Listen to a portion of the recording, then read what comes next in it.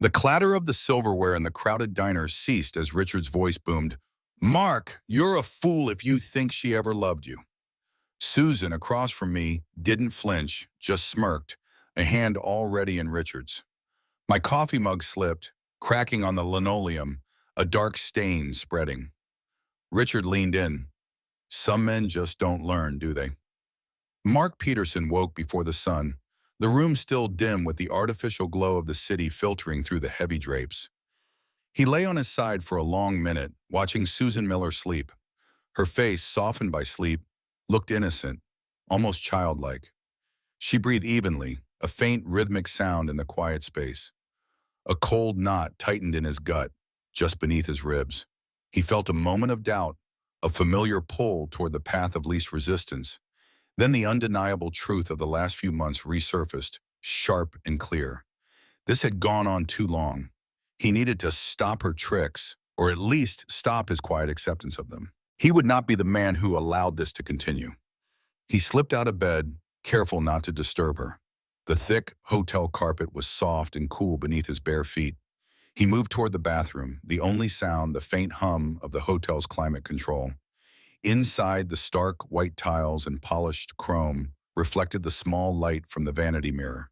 He splashed cold water on his face, the shock momentarily clearing his head. His morning routine felt like a practice shield against the coming storm. He pulled out his razor, the familiar weight in his hand, and began to shave, watching his own reflection. His eyes, in the mirror, seemed older, more tired than he remembered. He brushed his teeth, the minty taste a stark contrast to the bitterness in his mouth. Returning to the main room, he saw his suitcase, still half unpacked from their hurried arrival yesterday. He moved with purpose, pulling out the few remaining shirts and socks, folding them neatly. The zipper of the suitcase made a soft, final sound as he closed it, a quiet declaration of intent in the still morning. He moved to the small table by the window where the huddle had provided a coffee maker. He plugged it in, the small machine sputtering to life. The scent of decaf, a concession to Susan's sensitive stomach, began to fill the room, a familiar comfort now tinged with irony. He poured 2 cups, black for himself, and out of habit added 2 sugars and a splash of creamer to Susan's. It was a ritual he had performed countless times, a small act of care that now felt like a bitter offering to their shared past. Just as he set the cups down, a soft murmur escaped Susan's lips. "Morning coffee for me, Mark," she mumbled, her eyes still closed, a sleepy smile playing on her face. He picked up her cup and walked to the bed, handing it to her. His gaze was neutral, carefully devoid of any emotion, noting the irony of her innocent query. She took the cup, her fingers brushing his, a warmth he no longer registered. "You're up early," she said, her eyes finally fluttering open, though still heavy with sleep. She sat up slowly, pulling the sheet higher over her chest. "And you're dressed." He took a slow sip of his black coffee, the heat a mild burn against his tongue. "We need to talk, Susan," he said, his voice flat, devoid of its usual warmth, the words tasting like ash. He reached for the hotel robe lying discarded on the floor beside the bed, a soft terry cloth, and handed it to her. It was a small, detached gesture of courtesy, giving her a few moments, a brief reprieve before the conversation truly began. He moved back to the table, taking the chair that faced the window. The city below was beginning to stir, a few early cars making their way down the street, distant sounds of traffic faintly reaching the 11th floor. The sky was turning a pale gray blue, indifferent to the quiet storm brewing within the room. He watched it all, sipping his coffee, the bitter taste, a perfect match for his mood. Susan returned a few minutes later, the robe cinched tightly around her waist. Her hair was still mussed from sleep, but her eyes were clear now, finally meeting his. She saw the set of his jaw, the hard line of his mouth, the suitcase by the door. "Okay," she began, her voice quiet, a hint of trepidation replacing her earlier sleepiness. "What's going on?" Mark took a slow, steady sip of his black coffee, the heat of familiar comfort against the cold knot in his stomach. He watched Susan's face, her eyes searching his for an answer, a hint of his thoughts. He had rehearsed these words 100 times in his head, gathering them, shaping them, until they felt like a heavy, polished stone. "The happiest day of my life," he began, his voice even, "was when you said yes to marrying me." Nothing, he paused, letting the silence linger. Not even the days Lily and Grace were born, compared to that moment we stood in front of Reverend Miller and said, I do. A soft smile touched Susan's lips. She took a sip of her own coffee, her gaze distant, reflecting on the memory of their past love, a time when their world had felt complete. Her eyes held a warmth that was now foreign to him. But things have changed, Susan, Mark continued, his gaze unwavering, cutting through her smile like a sharp blade. The softness vanished from her face. Her expression shifted, worried by her etching faint lines around her eyes, around her mouth. She set her cup down, the delicate ceramic clinking softly against the saucer. What do you mean? She asked, her voice thin. Are you leaving me? Is there someone else? Tears welled in her eyes almost instantly, glistening on her lower lids. They gathered, then overflowed, tracing paths down her cheeks.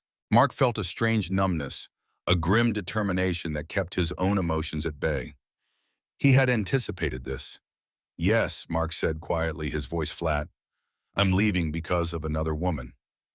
More tears began to fall down Susan's cheeks, faster now, a steady stream. Her chin trembled. Who is she, Mark? She choked out, her voice barely a whisper. Her hand reached out, then hesitated, hovering in the air between them. Mark did not answer her direct question. Instead, he took another slow sip of coffee, allowing the silence to stretch. You remember a few months ago, he started, his voice a low, steady rumble, when your laptop crashed before that big presentation, the one for the school board? Susan nodded, a sniffle escaping her. Yes, of course, you spent all night moving my files. That's right, Mark confirmed. You were so worried you'd lost everything. I was on your old desktop, the one you hadn't used in years, going through those backup files, trying to find your presentation, trying to make sure everything was there. He paused again, letting the words hang in the air, allowing the memory to settle. I was surprised when I found your video collection. His voice, when he finally delivered the phrase, was a cold blade, precise and sharp. Susan gasped softly, a sound of dawning horror. Her eyes, red-rimmed from crying, widened, meeting his with a sudden, dreadful understanding. The color drained from her face, leaving her pale and stark against the white hotel linens. She slumped back against the headboard, as if the air had been knocked from her lungs. Can you imagine my feelings? Mark continued, his voice still low, controlled. When I realized the woman I love, the woman I married, the mother of Lily and Grace, was doing things that broke our trust, things that made a mockery of everything we built together? The questions hung unanswered, rhetorical. He felt no anger now, only a profound exhaustion. Susan began to cry heavily, uncontrollably. The raw grief filled the small hotel room, a broken sound that echoed off the walls. Her body shook with sobs, her hands covering her face. She curled inward, a small, desolate heap on the bed. Mark, with a detached kindness that felt almost clinical, rose from his chair. He walked to the other bed, pulling off the thick, patterned quilt. He returned to Susan and gently, without touching her, spread the quilt over her legs and chest, a small barrier against the cold truth and the cool air of the room. He watched her for a moment, then sat down again in his chair by the window. He picked up his coffee cup, though he didn't drink from it. His gaze was steady. So yes, he clarified, his voice flat, deliberate. Technically, I'm leaving you because of another woman. The other woman is you. Susan sat quietly on the edge of the bed for a few long moments, her eyes fixed on the hotel carpet. The truth, stark and unyielding, settled around them like fine dust, coating everything. Her sobs slowly subsided, leaving only the occasional sniffle. She wiped her tears with the back of her hand, then accepted the tissue Mark silently offered her from the box on the bedside table. I never meant to hurt you, Mark, she whispered, her voice thick with residual emotion, her gaze still avoiding his. I really don't understand what I was thinking. I was so stupid. Mark stayed silent. A lifetime of quiet Midwestern restraint held his tongue, though he wanted to shout, to ask how she could have done this, how she could have been so careless with their lives. But he just watched her, his expression unreadable. She took another sip of her now cooler coffee, pulling the quilt tighter around her, as if against a chill, that had nothing to do with the room temperature. She seemed to be searching for the right words, for an explanation that might somehow soften the edges of the revelation. After Lily was born, she began, her voice a little stronger, though still fragile, I started feeling bad about myself, just kind of lost. I struggled to love myself mostly. I mean, you were always there, always supportive, but I felt restless, trapped almost. I needed to get back to work, to feel like me again, not just a mom. She recounted a specific business trip, one Mark vaguely remembered. It had been to Chicago, a big conference. Gary and Frank, she continued, naming her colleagues, they were really pushing me to close that deal with the new client, Mr. Davies from out of state. They said it was critical, that our numbers depended on it. She described her efforts to be charming, the way she'd laughed a little too loudly at his jokes, leaned in a little too close during conversations. It felt like I was putting on a big show, you know? Not really me, just a performance.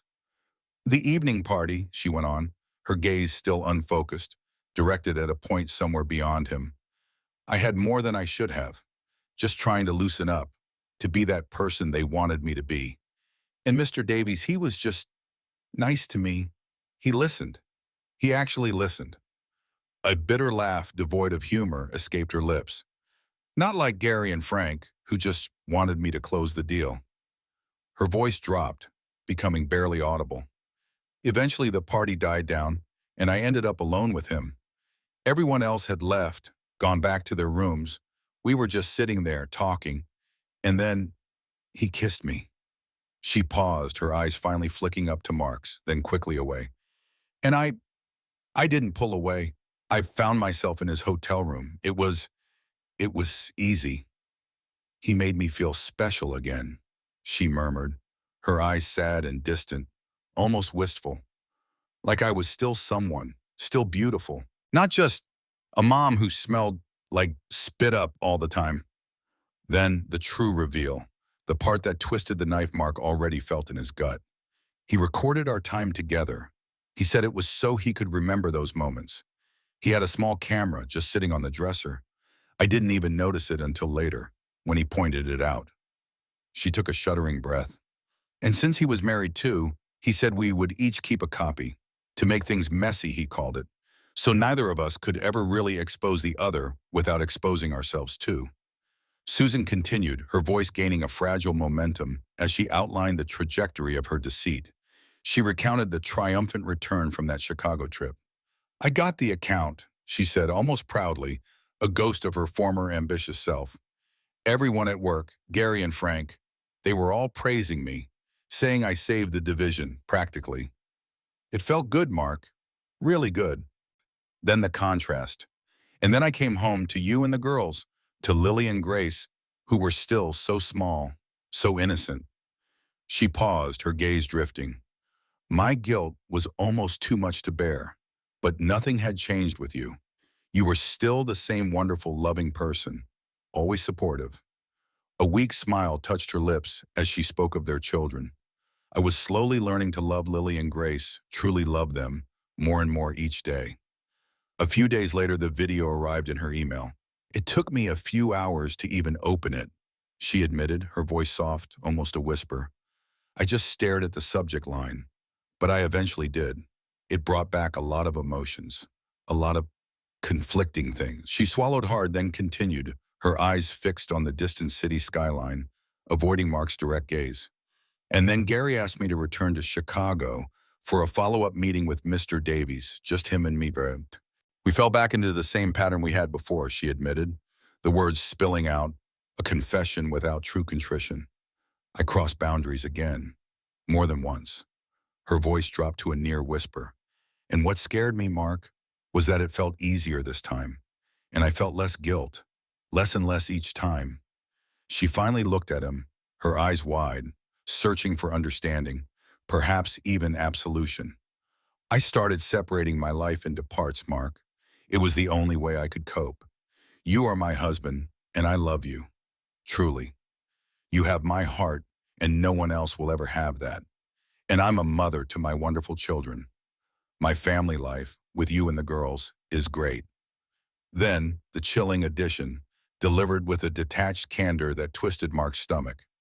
But my great life isn't enough to satisfy my wishes, Mark, and I don't know how to change that.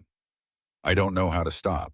I'm truly sorry, Susan said softly, her eyes earnestly on him, brimming with fresh tears. She looked earnest, distraught, but Mark felt the apology was empty, a performance lacking any true intent to change. It was a lament for being caught, not for the act itself. He took a slow, deliberate breath, the question he had held for months finally escaping his lips, raw with the frustration he could no longer fully contain. Were you ever planning to tell me, Susan? Ever? She flinched at the sharpness in his voice. I have wanted to, she replied, her voice barely audible. She dabbed at her eyes with the tissue. So many times, I almost did last week, when you were packing for this trip. But I was afraid for my family, afraid of what you would do, what would happen to all of us. But not afraid enough to stop, Mark countered, his question sharp, unyielding, cutting through the thin veil of her apology. Not even to reconsider these choices, knowing what you stood to lose? He leaned forward slightly, his hands gripping the coffee cup, knuckles white, and not willing to share any of this with the man who cares for you deeply. Me? She looked down at her hands, which were now clasped tightly in her lap, the quilt bunched around her. A single choked no was her reply, a quiet admission of the painful truth. I don't know where to begin, Mark stuttered, his frustration boiling over, the careful composure he had maintained for months beginning to fray. I feel so upset that it's hard to know how to express it. It's like I'm drowning in all of this. His voice rose, the careful quiet of the room giving way to the raw emotion he could no longer suppress. You've shared parts of yourself, intimate parts, that should be for me alone. For us. How do you think that makes me feel? To know that these pieces of you, pieces I cherished, were distributed for a cheap thrill, for a business deal? Susan stayed quiet, fresh tears streaming down her face again, her shoulders shaking with silent sobs. But Mark pushed on, the dam broken. I have loved you and only you since the very first day I met you, Susan, he declared, his voice filled with a desperate conviction. I believed we were meant to grow old together. I always told you that we were a team, that nothing could break us. He shook his head, a gesture of profound disappointment. I feel so let down by what you've chosen to do. I don't recognize you anymore. He looked at her, truly looked at the woman crumpled on the bed, and saw a stranger. Somewhere along the way you changed for the worse. It feels like work and success, the chase for the next big deal, have taken over. Taken over everything that mattered. Through her sobs, Susan managed to push out a desperate plea. I can change, Mark. Just give me a chance. I promise I'll stop. I'll do whatever it takes. I've tried, Susan, he responded, his voice heavy with a weariness that went bone deep. I truly have. I hoped that after I found the recordings, after those initial few times you would stop, that something would click. But last week you went to Denver, and you didn't stop. Susan's head snapped up. Her look changed instantly. The tears for a moment seemed to dry, replaced by a fierce, almost defensive glare. She sat up straighter on the bed, her eyes narrowing. How do you know what happened in Denver, Mark? She demanded, her voice sharp with accusation. Have you been watching me? Mark nodded grimly, the admission a heavy weight. Yes, I've been putting the pieces together since I found the recordings. Since Chicago. Since I saw the first one. Her face turned pale again, a sudden understanding dawning in her eyes. So you know everything? She whispered, her voice barely audible. Almost, he replied, letting the word hang in the air, thick with unspoken details. I know about your drinks later code. I know who's involved, the names, the faces. He paused, his gaze cold and steady. What companies they work for, even their family names, I know all of it. He let the full weight of his knowledge fall on her, a chilling indictment. This part of the story, with its bitter confessions and cold truths, might feel like a punch to the gut.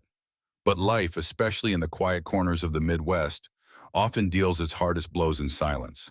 Stick around to the end to see how life's costly choices unfold. What will you do with that information, Mark? Susan's voice trembled, fear now a palpable presence in the room, overshadowing her earlier defiance. "I've already taken steps," Mark said, only partially truthful, the words a cold resolve in his eyes. The truth wasn't fully out there yet, not in the way he had implied, but the gears were turning. "The truth is out there now, Susan. It has its own way of finding the light." Susan's eyes, still red-rimmed, now burned with anger. She pushed the quilt away, standing abruptly. "How could you do this?" she shouted, her voice cracking. "Do you understand what you've done? What this will do to our family? To my career?" "That's what I want to ask you, Susan," Mark retorted, his voice icy, unwavering. He stood up too, closing the distance between them, though still maintaining a careful separation. "Did you understand what you were doing each time? Each trip, each recording?" He delivered the final, shattering blow, the words he had practiced so many times in his head. "Here's what comes next. I filed for divorce this morning, before you even woke up. You'll hear from the attorney by the end of the day. A process server will deliver the papers to the house. Consider this your advance notice." Mark watched her face, seeing her world shatter in real time. The color drained from her cheeks, her mouth fell open, but no sound came out. A grim satisfaction mingled with his own profound sorrow. This was it, the end of one life, the beginning of an uncertain other. Days later, the lawyer's letter, a stark, legal confirmation of his words, arrived at their suburban home. Mark was already gone. He had found a small, quiet apartment on the edge of town, a stark contrast to their spacious family home. It felt empty, functional, a place to exist rather than live. The news, like a prairie fire, filtered through their close-knit Midwestern community. Whispers started in grocery aisles, at school pickups, in church. Sideways glances followed him, sometimes pity, sometimes veiled judgment. Lily and Grace, innocent and unaware of the full extent of their mother's actions, were caught in the cross-currents. They were confused and heartbroken by their parents' sudden distance, by Mark's unexplained move. Mark had agonizing conversations with his daughters, trying to be honest without fully crushing their image of their mother, a delicate balance he wasn't sure he was achieving. He spoke of grown-up problems and mommy and daddy needing time apart, words that felt thin and hollow even to his own ears. Susan, reeling from the suddenness of it all, tried to control the narrative at work, but the rumors, fed by Mark's vague steps, were already spreading like wildfire. Word had traveled faster than she could contain it. It wasn't long before Gary Carlson and Frank Davies confronted Susan, their corporate reputations, tied to her successes and now her scandals, hanging by a thread. They were furious, their professional lives jeopardized by her recklessness. Meanwhile, the client's company, alerted by an anonymous tip, one of Mark's steps, initiated an internal investigation. It led, predictably, to his quiet, professional downfall. His career, built on years of networking, dissolved in a matter of weeks. Mark, in the quiet solitude of his new apartment, faced the pity and sometimes the judgment of friends and neighbors. He felt exposed and vulnerable, the raw edges of his pain open to the world. He struggled with moments of profound doubt. Had he gone too far? Could they have found another way? Susan's desperate attempts to reach Mark, calls, texts, even a handwritten letter, were met with a wall of silence, a boundary he refused to cross. He knew intellectually that she was beginning to truly see the devastating cost of her separate life, the unraveling of everything she held dear. The emotional toll on Lily and Grace became increasingly evident in their quiet sadness, their hesitant questions weighing heavily on Mark's heart. He sometimes saw Susan outside their old home looking drawn and pale, but then he would steel himself, remembering the videos, the ultimate, undeniable proof of betrayal, reaffirming his path. There was no going back. Susan's once shining career took a catastrophic nosedive. The hero status she'd earned from closing big deals, the accolades, the upward trajectory, all of it vanished, replaced by a quiet, professional ostracism. Emails went unanswered, meeting invitations stopped arriving, and the whispers in the office halls grew louder until they were almost audible. No one overtly fired her, but her workload dwindled, her responsibilities evaporated, until the message was clear without a single word being spoken. She faced increasing isolation. Former colleagues and many friends quietly distanced themselves, unable to overlook the scandal that now clung to her name.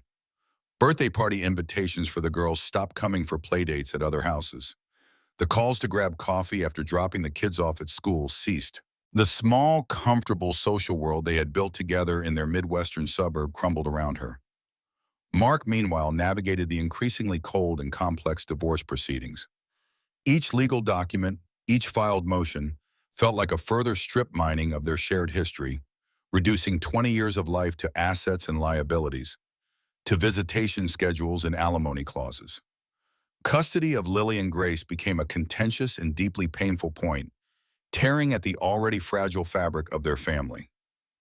Every argument over their daughters felt like a betrayal in itself, a further fracturing of what had once been whole. Susan, broken and desperate, tried to apologize again, her voice raw over the phone, a desperate plea for Mark's forgiveness. But he was past it now, his heart hardened by the relentless grind of betrayal and legal battles. He perceived her remorse now as a reaction to the severe consequences, the loss of her career and social standing, rather than a genuine understanding of her moral transgressions. The tears he once might have found heartbreaking now struck him as performative. Too little, too late. The financial implications of the divorce became starkly clear. The comfortable two-income lifestyle they had enjoyed was dissolving, impacting the future stability of both Mark and Susan. Assets had to be divided, debts accounted for, and two households were far more expensive than one. Their carefully planned future, once secure, now felt precarious. Susan's parents, good Midwestern folks themselves, offered hesitant, conditional support. Their disappointment and quiet shame were palpable in every strained conversation, every averted gaze. They loved their daughter, but they could not condone her actions, and their visits to the family home grew less frequent, shorter. Mark found solace and purpose in the quiet, everyday moments with Lily and Grace, reading them bedtime stories, helping with the homework, taking them to the park. These were the anchor points in a turbulent sea. He focused relentlessly on rebuilding their trust and stability, their sense of safety in a world that had suddenly become unstable. He also began to confront his own lingering anger and bitterness. The desire for revenge, while satisfying in theory, was proving to be a corrosive force in his own life. He started seeking a path toward personal healing beyond just making Susan pay. He even considered therapy, a concept foreign to his pragmatic upbringing, but necessary now. The recording client, Mr. Davies, was facing a lawsuit from his own company, an internal ethics violation compounded by corporate espionage charges, adding another layer of complexity and public shame to the entire scandal. Mark felt no triumph, only a quiet, grim understanding of the ripple effects of one bad decision. He often reflected on the shattered dream of their life together, the Midwestern ideal of family and fidelity utterly lost. It was gone, irrevocably. He cautiously started therapy, driven by the need to work through the deep trauma and betrayal, seeking professional guidance to navigate the emotional landscape he now inhabited. Susan, stripped of her career and social standing, was forced into a deeper, unvarnished self-reflection. Without the distractions of success or the comfort of social validation, she was forced to confront her choices without excuses, to truly face the woman she had become. The once vibrant family home, now a symbol of their brokenness, felt cold and empty to both of them, a monument to what they had lost. Months turned into a year, then two. A new, quieter rhythm settled into Mark's life with Lily and Grace. The apartment, once sterile and temporary, began to feel like a home. He'd painted the girls' rooms in their favorite colors, set up a small garden on the balcony, and filled the shelves with books and board games. He dedicated himself to providing stability for his daughters, creating a safe, predictable, and loving environment. Their routines became the bedrock of their days, a quiet defense against the chaos that had once consumed them. Susan, however, found her path far more arduous. Her professional reputation was irrevocably damaged. The hero status was a distant memory, replaced by a quiet, pervasive stigma. She struggled to re-enter the workforce, facing significant obstacles. Doors that once opened easily now slammed shut, or simply remained locked. The career she had sacrificed so much for was gone, a casualty of her choices. She took on freelance projects, working from home, a stark contrast to the bustling corporate world she once commanded. Lily and Grace, though resilient in their youth, began to show the emotional scars of their parents' separation. Lily became quieter, sometimes withdrawing into herself, while Grace, the younger, developed a clinginess that Mark worked patiently to soothe. Their laughter was still bright, but moments of subtle anxiety flickered in their eyes, a reminder of the upheaval they had endured. Mark, in the quiet evenings after the girls were asleep, experienced moments of profound loneliness. The silence in his apartment was often deafening, a stark contrast to the bustle of his old life, the constant companion of Susan's presence, however fractured it had become. He cautiously explored new connections, a coffee date here, a dinner there, but the trust he once had, a bedrock of his character, remained fractured, making intimacy difficult. The thought of vulnerability, of opening himself up to another person, felt like too great a risk. Susan, humbled by her fall from grace, began to reach out to her daughters with more genuine sincerity. The desperation in her voice had lessened, replaced by a quiet resolve to mend their relationship. She spent more time with them, listening, truly present, without the distractions of a demanding career. The truth Mark had unleashed continued to reverberate through their small town. It defined Susan's public image and shaped how others perceived her. She was Susan, Mark's ex-wife, the one with the scandal. The whispers never entirely faded, simply changed their tone from shock to a quiet, enduring judgment. Mark, in the crucible of this new life, discovered a quiet internal strength, a resilience forged in the fires of betrayal and public scrutiny. He learned to navigate the difficult conversations, to absorb the judgment of others, and to focus on what truly mattered, his daughters.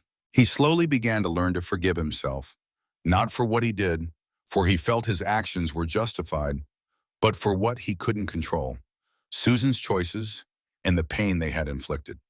Susan, in turn, stripped of her external validations, finally acknowledged the true depth of her moral transgression. It was more than just inconvenient consequences.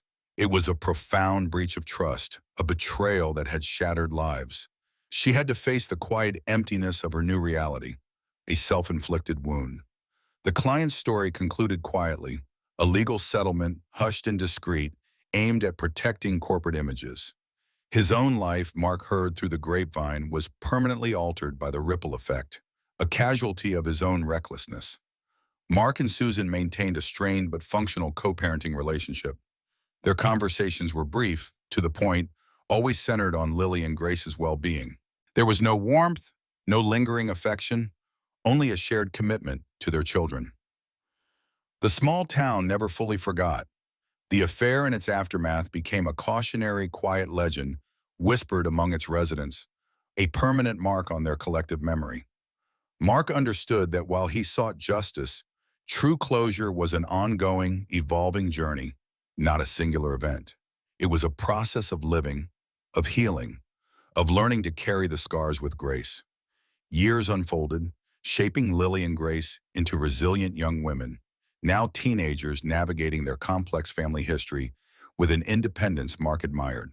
He had built a new life, finding quiet companionship with Sarah, a woman whose steady presence offered trust and shared understanding, though the past remained a shadow he learned to live with. Susan, having truly paid the price for her choices, had found a new purpose in a less public role, focused on genuine contribution rather than ambition.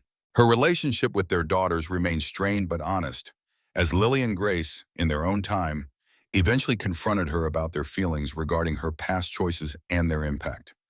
Mark saw their enduring strength and adaptability, a testament to his decision to confront the truth, however painful it had been. He reflected deeply on the nature of love, the fragility of trust, and the far-reaching, often unforeseen consequences of moral choices. The unchanging Midwestern landscape remained, a silent, stoic witness to their human drama, to the cycles of life and hard-won lessons. A profound sense of peace settled over Mark, knowing he had acted with integrity, however difficult and heartbreaking that path was. The sharp pain of the betrayal had faded into a quiet ache, a scar that served as a constant, sobering lesson. He understood that paying the price wasn't merely about punishment, but about profound, often transformative, personal change for everyone involved. The story concluded not with triumphant revenge, but with quiet survival, hard-earned wisdom, and a deep moral clarity. He observed how the ripples of one affair could affect an entire family, echoing through generations. Mark accepted the long, winding road home, not to the life he once imagined, but to a different kind of authentic happiness. He found strength and contentment in the everyday, the simple, honest authenticity of his rebuilt life, deeply rooted in the heartland.